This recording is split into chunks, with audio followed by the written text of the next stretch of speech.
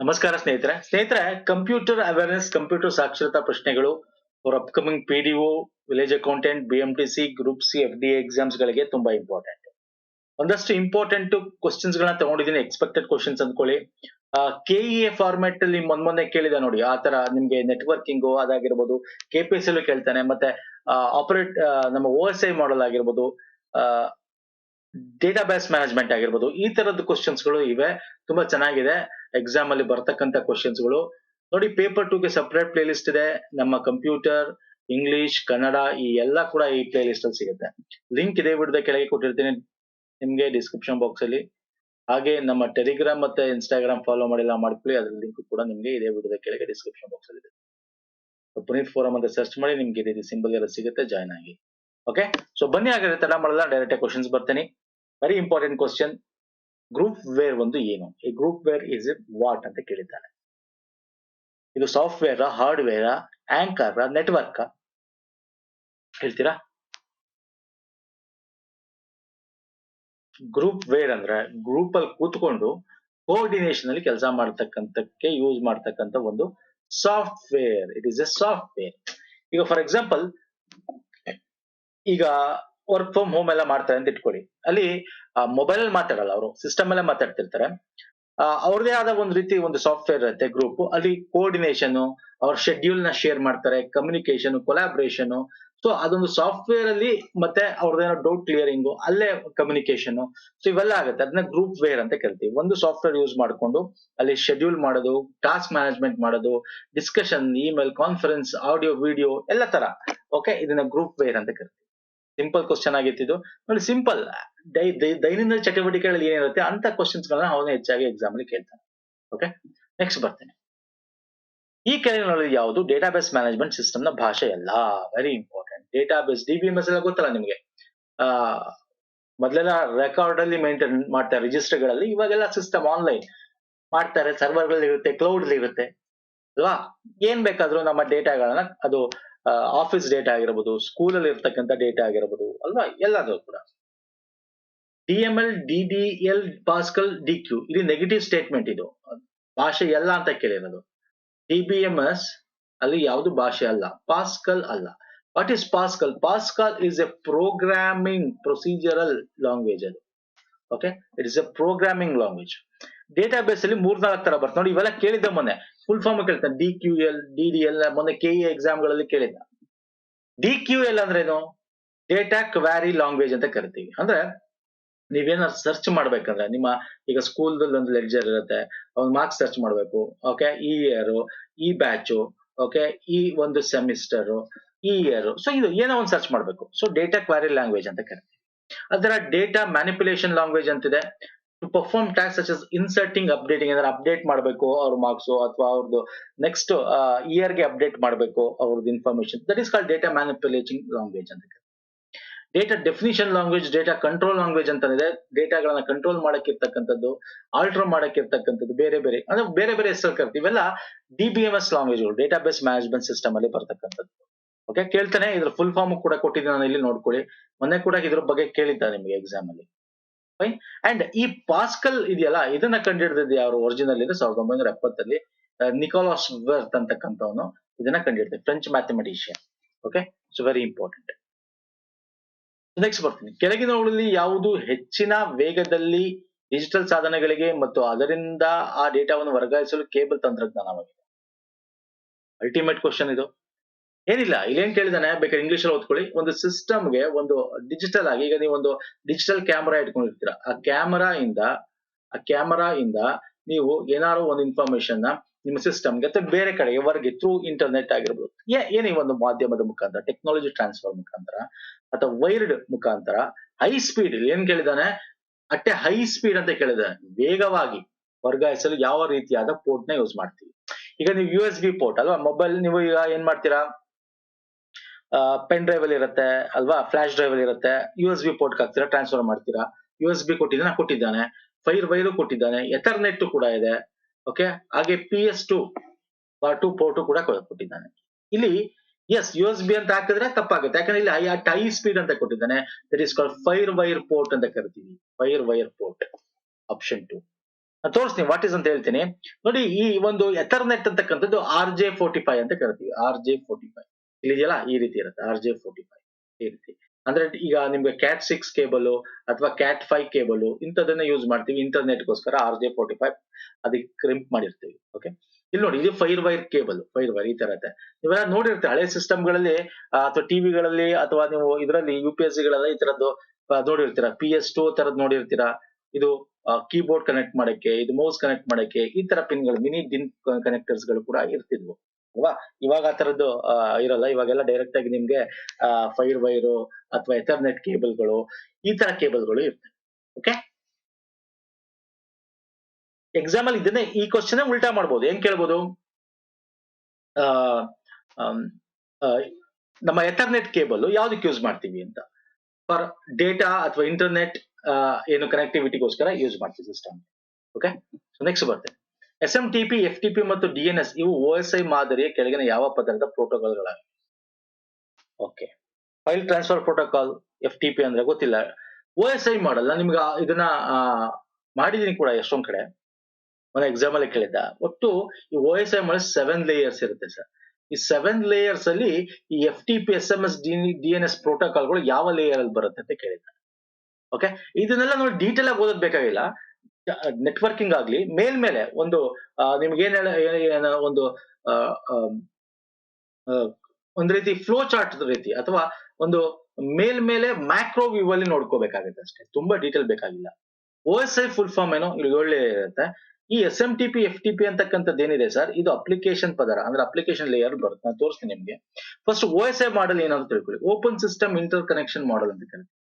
ಈಗ ಒಂದು ಕಡೆಯಿಂದ ಇನ್ನೊಂದು ಕಡೆ ನಾವು ಡೇಟಾ ನೆಟ್ವರ್ಕಿಂಗ್ ನ ಅಥವಾ ಡೇಟಾಗಳನ್ನ ಒಂದು ನೆಟ್ವರ್ಕ್ ಮುಖಾಂತರ ಇಲ್ಲಿಂದ ಇಲ್ಲಿಗೆ ಟ್ರಾನ್ಸ್ಫರ್ ಮಾಡಬೇಕು, ಮತ್ತೆ ಅದ್ರ ಲೊಕೇಟ್ ಮಾಡಬೇಕು, ಎಲ್ಲೋ ಕೂತ್ಕೋಬೇಕು. ಇನ್ಪುಟ್ ಎಲ್ಲೋ ಸೆಂಡರ್ ಕಳಿಸ್ತಾನೆ ಒಬ್ಬ, ಇವನು ಸೆಂಡರ್, ಇವನು ರಿಸೀವರ್ ಅನ್ಕೊಳ್ಳಿ, ಇವನು ರಿಸೀವರ್. ಇವನ್ ಕಳಿಸ್ತಾನೆ, ಇವನ್ ಕಳ್ಸೋದು ಎಲ್ಲೋ ಹೋಗುತ್ತೆ, ಇವನ್ ಕಳ್ಸೋದು ಹೆಂಗ್ ಬರುತ್ತೆ, ಎಲ್ಲೋ ಕೂತ್ಕೋಬೇಕು, ಯಾವ ಆಪರೇಷನ್ಸ್ ಎಲ್ಲಿರ್ಬೇಕು, ಈ ಒಂದು ಸ್ಪೆಸಿಫಿಕೇಶನ್ ಇರುತ್ತಲ್ಲ, ಅದನ್ನ ನಾವು ಎಂತ ಕರಿತೀವಿ, OSI ಮಾಡಲ್ ಅಂತ ಕರಿತೀವಿ. ಅದರಲ್ಲಿ 7 ರೀತಿ ಇರುತ್ತೆ, ತುಂಬಾ ಡೀಟೇಲ್ ಬೇಕಾಗಿಲ್ಲ. ನೋಡಿ, ಅಪ್ಪರ್ ಲೇಯರ್, ಮಿಡಲ್ ಮತ್ತೆ lower. Heart of OSI transport ನಾವು ಹಾರ್ಟ್ ಆಫ್ OSI ಅಂತ ಕರಿತೀವಿ.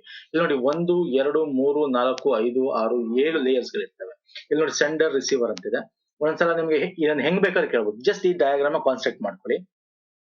ಆರ್ಟ್ ಆಫ್ OSI ಯಾವುದು ಅಂತ ಕೇಳ್ಬೋದು. ಅಥವಾ ನಾನ್ ನಿಮ್ಗೆ ಹೇಳಿದೆ ಈಗ ಅಪ್ಲಿಕೇಶನ್ ಲೇಯರ್ ಅಂತ. Allow access to network resources, ಅಲ್ಲಿ ನಾವೇನ್ ಕಳಿಸ್ತೀವಲ್ಲ ಅದೆಲ್ಲ ಅಪ್ಲಿಕೇಶನ್ ಲೇಯರ್ ಅಲ್ಲಿ ಇರುತ್ತೆ. ಮೊನ್ನೆ ಯಾವ್ದೋ ಕೇಳಿದ, ನೆಟ್ವರ್ಕ್ ಲೇಯರ್ ಬಗ್ಗೆನೋ ಅಥವಾ ಆ ನೆಟ್ವರ್ಕ್ ಲೇಯರ್ ಬಗ್ಗೆ ಏನೋ ಕೇಳಿದ್ದ ಅಲ್ವಾ. Moves of packets from source to destination ಅಂತ ಯಾವ್ದೋ ಮೊನ್ನೆ ಕೇಳಿದ್ದ. ಪ್ಯಾಕೆಟ್ಸ್ ಗಳನ್ನ ಮೂವ್ ಮಾಡಬೇಕು ಅಂತಂದ್ರೆ ಏನ್ ಮಾಡ್ತೀವಿ, ಯಾವ ನೆಟ್ವರ್ಕ್ ಯೂಸ್ ಮಾಡ್ತೀವಿ. KL ಕೇಳಿದ್ದ, BMTs FDA ಎಲ್ಲ ಕೇಳಿದ್ದ. ಸೊ ಹಾಗಾಗಿ ವೆರಿ ಇಂಪಾರ್ಟೆಂಟ್. ಈ ಡಯಾಗ್ರಾಮ್ ಒಂಚೂರು ಕಾನ್ಸಂಟ್ರೇಟ್ ಮಾಡ್ಕೊಳ್ಳಿ. ಈಗ API, ಸಾಕೆಟ್ಸ್, ವಿನ್ ಸಾಕು ಇಂಥದ್ದು ಎಸ್ಟಾಬ್ಲಿಷ್ ಮಾಡಕ್ಕೆ ಯಾವ ಲೇಯರ್ ಯೂಸ್ ಮಾಡ್ತೀವಿ, ಇಲ್ಲಿ ಏನ್ ಕೊಟ್ಟಿದ್ದೀನಿ ಅಷ್ಟು ಮಾತ್ರ ನೋಡ್ಕೊಳ್ಳಿ. ಎಕ್ಸಾಮ್ಸ್ಗೆ ಯಾವ್ದು ಬೇಕಾದ್ರೂ ಕೇಳ್ಬೋದು, ತುಂಬಾ ಡೀಟೇಲ್ ಆಗಿ ಹಂಗೆ ಕೇಳಕ್ ಹೋಗಲ್ಲ. KA ಅವ್ನು ಕೇಳ್ತಾನೆ, KPS ಈ ತರ ಕ್ವಶನ್ಸ್ ಕೇಳಲ್ಲ. APS ಅವನು ಈ ತರ ಕ್ವಶನ್ಸ್ ಗಳನ್ನ ಕೇಳ್ತಾನೆ. ಓಕೆ, ಇದು KA ಕೇಳ್ತಾನೆ ಬೇಕಾದ್ರೆ. ಹಾರ್ಡ್ ಡಿಸ್ಕ್ ನಲ್ಲಿ ಬಳಸಿದ ಮತ್ತು ಮುಕ್ತ ಜಾಗವನ್ನು ವ್ಯವಸ್ಥೆ ಮಾಡಲು ಯಾವ ಉಪಯುಕ್ತೆಯ ಬಳಕೆದಾರರಿಗೆ ಸಹಾಯ ಮಾಡುತ್ತದೆ, ಅದು ಡಿಸ್ಕ್ ನ ಪ್ರಕ್ರಿಯೆ ವೇಗವನ್ನು ಹೆಚ್ಚಿಸುತ್ತದೆ.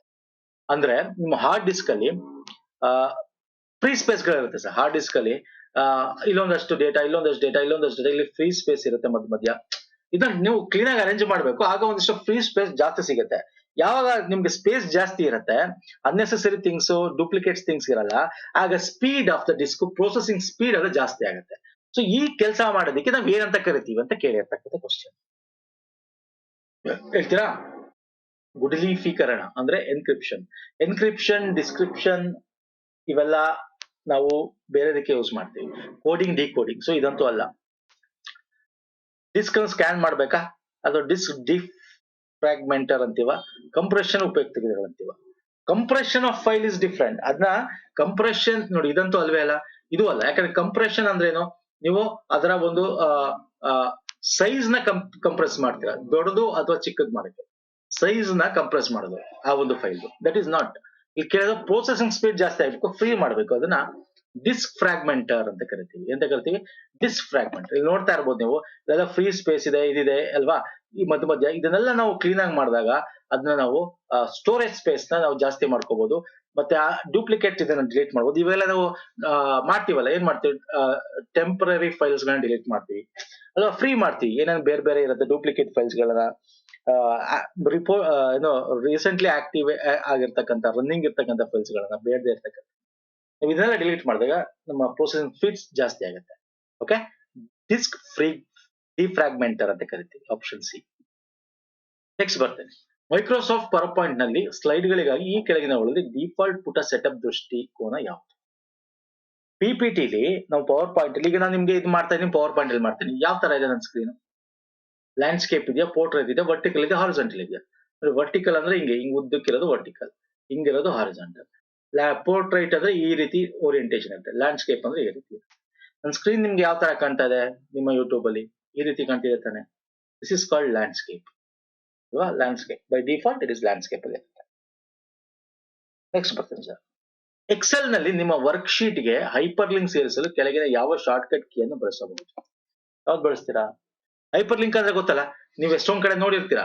ಇವಾಗೆಲ್ಲ ಇರುತ್ತೆ, ಯಾವ್ದಾರು ಫೈಲ್ ಇರುತ್ತೆ, ಅಲ್ಲಿ ಆ ಫೈಲ್ ಮೇಲೆ ನಿಮ್ಗೆ ಹೈಲೈಟ್ ಆಗಿರುತ್ತೆ, ಅದ್ರ ಮೇಲೆ ಕ್ಲಿಕ್ ಮಾಡಿದ್ರೆ ಕ್ಲಿಕ್ ಹಿಯರ್ ಅಂತ ಇರುತ್ತೆ, ಒಂದೊಂದ್ಸಲ ರೆಡ್ ಕಲರ್ ಅಥವಾ ನಿಮ್ಗೆ ಬ್ಲೂ ಕಲರ್ ಇರುತ್ತೆ. ಅದ್ರ ಮೇಲೆ ಕ್ಲಿಕ್ ಮಾಡಿದ್ರೆ ಏನಾಗುತ್ತೆ, ನಿಮ್ಗೆ ಬೇರೆ ಒಂದು ವೆಬ್ಸೈಟ್ಗೆ, ಬೇರೆ ಪೇಜ್ಗೆ ಕರ್ಕೊಂಡು ಹೋಗುತ್ತೆ. That is called hyperlink ಅಲ್ವಾ? ಈಗ ಸಾಂಗ್ ಗಳು ಕೊಟ್ಟಿರ್ತಾನೆ, ಎಷ್ಟೊಂದು PDF ಗಳಲ್ಲಿ ಅಲ್ಲೊಂದು ಏನೋ ಕ್ಲಿಕ್ ಮಾಡಿದ್ರೆ ಇನ್ಫಾರ್ಮೇಶನ್ಸ್ ನಿಮ್ಗೆ ವೆಬ್ಸೈಟ್ ಕರ್ಕೊಂಡು ಹೋಗುತ್ತೆ. It is called control key. Control key ಅನ್ನ ಹೊಡೆದ್ರೆ ಮಾಡಿ. ಏನಿಲ್ಲ, ಈಗ ಒಂದ್ ಲೈನ್ ಬರುತ್ತೀವಿ ಅಂತ ಇಟ್ಕೊಳ್ಳಿ, ಇಲ್ಲಿ ಬರೆದು ನೋಡಿ, ಇಲ್ಲಿ ವೇರ್ ಅಂತಕ್ಕಂಥದ್ದು ಹೈಲೈಟ್ ಮಾಡಿ. ಇಲ್ಲಿ ಹೆಂಗೆ ಅಂದ್ರೆ, ಇದ್ರ ಮೇಲೆ ರೈಟ್ ಕ್ಲಿಕ್ ಮಾಡ್ಬಿಟ್ಟು ನೀವು, ಅಥವಾ ಇದ್ರ ಮೇಲೆ ಕ್ಲಿಕ್ ಮಾಡಿ, ರೈಟ್ ಕ್ಲಿಕ್ ಅಲ್ಲಿ ಕಂಟ್ರೋಲ್ ಪ್ಲಸ್ ಕೆ ನ ಶಾರ್ಟ್ ಕಟ್ ಮಾಡಿದ್ರೆ ನಿಮ್ಗೆ ಈ ತರ ಒಂದು ಲಿಂಕ್ ಓಪನ್ ಆಗುತ್ತೆ. ಅದ್ರ ಪಕ್ಕನೆ ಅಲ್ಲಿ ನೀವು ಯಾವ ಲಿಂಕ್ ಹೋಗ್ಬೇಕು, ಇದ್ರ ಮೇಲೆ ಕ್ಲಿಕ್ ಮಾಡಿದ್ರೆ ಯಾವ ವೆಬ್ಸೈಟ್ ಹೋಗ್ಬೇಕು ಅಥವಾ ಯಾವ ಪೇಜ್ ಹೋಗ್ಬೇಕು ಅಂತ ಆ ಲಿಂಕ್ ಅಡ್ರೆಸ್ ನ ಇಲ್ಲಿ ಟೈಪ್ ಮಾಡಿ ಬಿಟ್ಬಿಟ್ರೆ, ಬೇರೆಯವರು ಇದ್ರ ಮೇಲೆ ಕ್ಲಿಕ್ ಮಾಡಿದ್ರೆ ಆ ಇದಕ್ಕೆ ಕರ್ಕೊಂಡು that is called control plus K. Okay, next ಬರ್ತೇವೆ, ದೂರವಾಣಿ ಮಾರ್ಗಗಳ ಮೂಲಕ ಡಿಜಿಟಲ್ ಡೇಟಾವನ್ನು ರವಾನಿಸಲು ಈ ಕೆಳಗಿನ ಯಾವ ತಂತ್ರಜ್ಞಾನವನ್ನು ಬಳಸಲಾಗುತ್ತದೆ?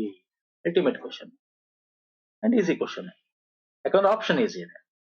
Cable modem, microwave, integrated service digital network, digital ಚಂದಾದಾರ ಲೈನ್. ಇಂಟಿಗ್ರೇಟೆಡ್ ಸರ್ವಿಸ್ ಇದನ್ನ ISDN ಅಂತ ಕೂಡ ಕರಿತೀವಿ, ಇದನ್ನ DSL ಅಂತ. ಒಂದ್ಸಲ ಫುಲ್ ಫಾರ್ಮ್ ಕೇಳ್ತಾನೆ ಇದನ್ನ. ಓಕೆ,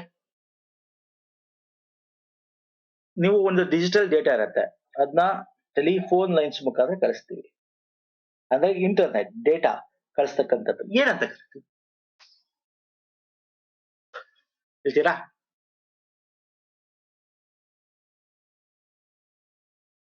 ಡಿಜಿಟಲ್ ಸಬ್ಸ್ಕ್ರೈಬರ್ ಲೈನ್ ಅಂತ ಕರಿತೀವಿ. ನಿಮ್ಗೆಲ್ಲ ಗೊತ್ತಿರ್ಬೇಕು ಸ್ನೇಹಿತರೆ ಇದು. ಈಗ IDSL, ಫಸ್ಟ್ ISDN ಅಂದ್ರೆ ಏನು?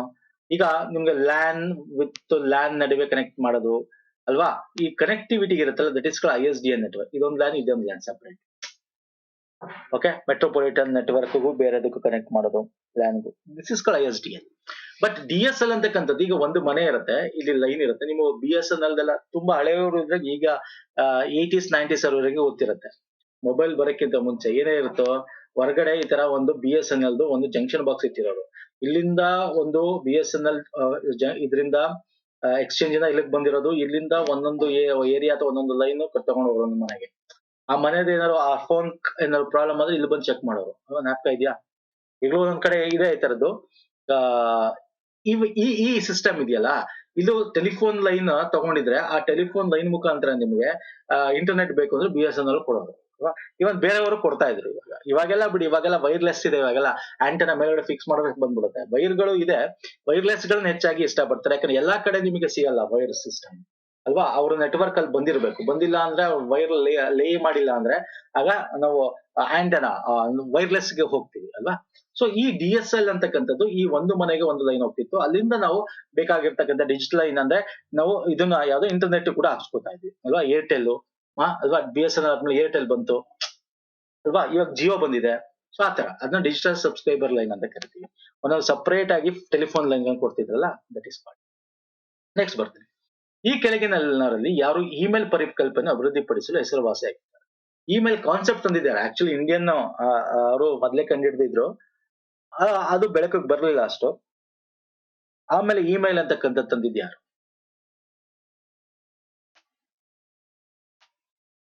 ಎಲೆಕ್ಟ್ರಾನಿಕ್ ಇಮೇಲ್, ರೇ ಟ್ಯಾಮ್ಲಿನ್ಸನ್. ಓಕೆ, ರೇ ಟ್ಯಾಮ್ಲಿನ್ಸನ್ ಈ 1971 ಅಪರ್ನೆಟ್ ಇರುತ್ತೆ ಆಗ, ಇಂಟರ್ನೆಟ್ ಇರಲ್ಲ, ಅಪರ್ನೆಟ್ ಇರುತ್ತೆ. ಇಂಟರ್ನೆಟ್ ಫಸ್ಟ್ ಕೈಂಡ್ ಆಫ್ ಇದು ಅಲ್ಲಿ ಅದರಲ್ಲಿ ಅವರು ಇಮೇಲ್ ಟ್ರಾನ್ಸ್ ಒಂದು ಇದನ್ನ ಇನ್ವೆಂಟ್ ಮಾಡ್ತಾರೆ. ನೆಕ್ಸ್ಟ್ ಬರ್ತೀನಿ, ಈ ಕೆಳಗಿನಲ್ಲಿ ಯಾರು ಮೊದಲ ಎಲೆಕ್ಟ್ರಾನಿಕ್ ಸಾಮಾನ್ಯ ಉದ್ದೇಶದ ಕಂಪ್ಯೂಟರ್ ಆಗಿರೋ ಎನಿಯಾಕ್ ನ ಸಂಶೋಧಕರು? ENIAC, ಎನಿಯಾಕ್ ಅಂತ ಕರೀತೀವಿ. ಹೇಳ್ತೀರಾ?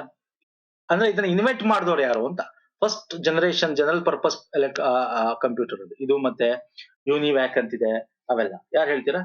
Yes, both options are correct. BNC ಯಾವುದು? ಜಾನ್ ಮೋಸ್ಟ್ಲಿ ಮತ್ತೆ ಜೆ ಪ್ರೆಸ್ಪರ್ ಎಕಾರ್ಟ್ ಅಂತಕ್ಕಂಥದ್ದು, ಇವರಿಬ್ರು. ಓಕೆ, ಹಾಗಾಗಿ BNC ಎರಡು ಕರೆಕ್ಟ್. 1946ರಲ್ಲಿ ಡಿಜಿಟಲ್ ಕಂಪ್ಯೂಟರ್ನ, general purpose electronic digital computer ನ ಕಂಡುಹಿಡಿತಾರೆ ಅವರು. ಅದೇ ತರ ಇನ್ನೊಂದು ಕ್ವಶನ್ ತಗೋತೀನಿ ನೋಡಿ.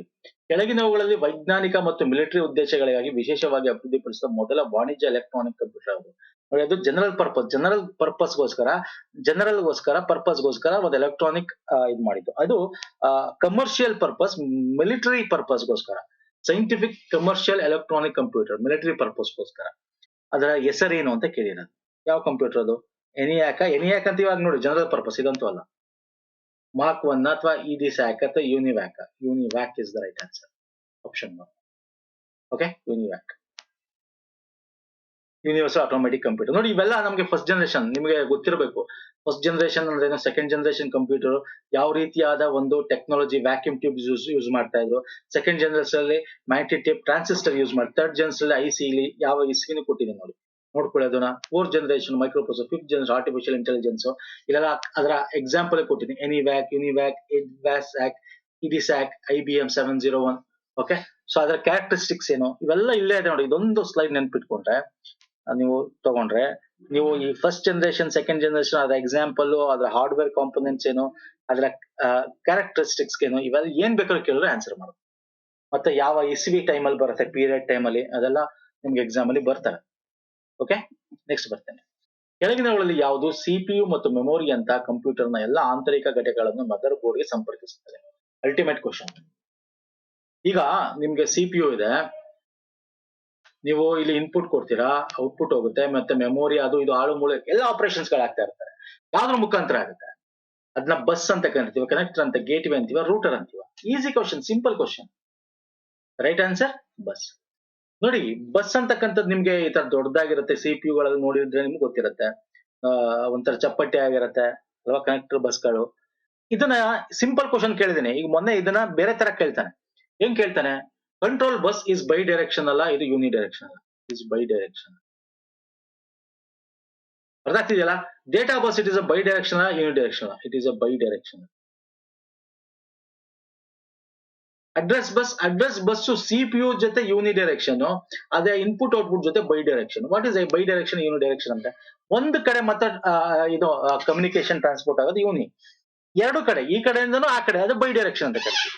ಇಲ್ಲಿ ನೋಡಿ, ಈಗ CPU ಇಂದ ಕಂಟ್ರೋಲ್ ಬಸ್ಗೆ ಬರುತ್ತೆ ಹೋಗುತ್ತೆ ಇನ್ಫಾರ್ಮೇಶನ್, ಮೆಮೊರಿಗೆ ತಗೊಳುತ್ತೆ ಹೋಗುತ್ತೆ. Control bus is nothing but control ಮಾಡ್ಬೇಕಂತ. ಇನ್ಪುಟ್ ಇನ್ ತಗೊಳುತ್ತೆ ಕಳಿಸುತ್ತೆ, ದಟ್ ಇಸ್ ಕಾಲ್ಡ್. ನೋಡಿ, ಇಲ್ಲಿ ತಗೊಂಡಿದೆ, ಇಲ್ಲಿ ಬಂದಿದೆ, ಬೋತ್ ಡೈರೆಕ್ಷನ್ ಇದೆ. ಅಡ್ರೆಸ್ ಬಸ್ CPU ಇಂದ ಬರೋದ್ ಮಾತ್ರ ತಗೊಳುತ್ತೆ, ಆದ್ರೆ ಇನ್ಪುಟ್ ಇಂದ ತಗೊಳ್ಳೋದು ಕೂಡ ಮತ್ತೆ ಅದಕ್ಕೆ ಕಳಿಸೋದು ಕೂಡ, that is called address bus. ಹಾಗೆ ಡೇಟಾ ಬಸ್ ಇದನ್ನ ಕೇಳ್ತಾನೆ ಎಕ್ಸಾಮ್ ಅಲ್ಲಿ ಅವನು. ಅರ್ಥ ಆಗ್ತಿದೆಯಲ್ಲ? ಈಗ CPU ಅಡ್ರೆಸ್ ಬಸ್ ಜೊತೆ ಇಟ್ ಇಸ್ ಅ ಬೈ, ಹಿಂಗ್ ಕೇಳ್ತಾನೆ. CPU ಅಡ್ರೆಸ್ ಬಸ್ ಜೊತೆ ಬೈ ಡೈರೆಕ್ಷನ್, ಯೂನಿ ಡೈರೆಕ್ಷನ್, ಏನು ಡೇಟಾ ಟ್ರಾನ್ಸ್ಫರ್ ಆಗೋದು ಅಂತ ಕೇಳ್ತಾರೆ. CPU ಅಡ್ರೆಸ್ ಬಸ್ ಜೊತೆ ಯೂನಿ ಡೈರೆಕ್ಷನ್. ನೋಡಿ, CPU ಅಡ್ರೆಸ್ ಬಸ್ ಜೊತೆ ಯೂನಿ ಡೈರೆಕ್ಷನ್, ಅದೇ ಇನ್ಪುಟ್ ಔಟ್ಪುಟ್ ಬೈ ಡೈರೆಕ್ಷನ್. ಇದೊಂದನ್ನ ರೆಫರ್ ಮಾಡ್ಕೊಳ್ಳಿ ಸಾಕು. ಮೊನ್ನೆ ಕೇಳಿದೆ, KL ಕೇಳಿದ್ರೆ, KPS ಅಲ್ಲೂ ಕೇಳ್ತಾನೆ, ಕೇಳಿದಾನ ಕೂಡ KPS ಅಲ್ಲಿ. ಅರ್ಥ ಆಗ್ತಿಲ್ಲ? ನೋಡ್ಕೊಳ್ಳಿ ಇದನ್ನ ಒಂದ್ಸಲ, ವೆರಿ ಇಂಪಾರ್ಟೆಂಟ್ ಸ್ನೇಹಿತರೆ.